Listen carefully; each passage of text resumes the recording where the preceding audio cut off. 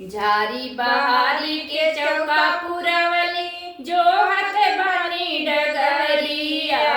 ए समधी जी तनी दे दी दर्शनवा। ए समधी जी तनी दे दी दर्शनवा।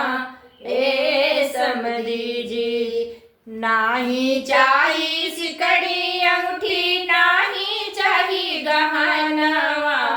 हे समधी जी तनी कई दी अजरी भरैया। हे समधी जी तनी कई दी अजरी भरैया। हे समधी जी झारी बहारी के चौका पुरवली जो हाथ बानी डगरिया। हे समधी जी तनी दे दी दर्शनवा। ए समधी जी तनी दे दी दर्शनवा। ए समधी जी नाही चाही पैंट शर्ट नाही चाही सूटवा। ए समधी जी तनी दे दिया शीशिया।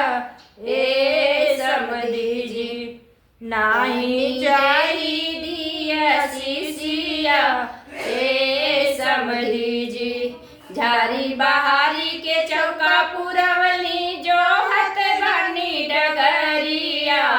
हे समधी जी तनी दे दी दर्शनवा। हे समधी जी तनी दे दी दर्शनवा। हे समधी जी नाही चाही अरतन बरतन नाही चाही गहनवा। हे समधी जी तनी दे दी दर्शनवा। हे समधी जी तनी दे दी दर्शनवा।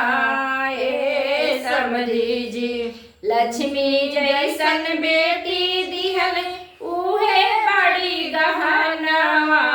ए समधी जी तनी कई दी धरमवा।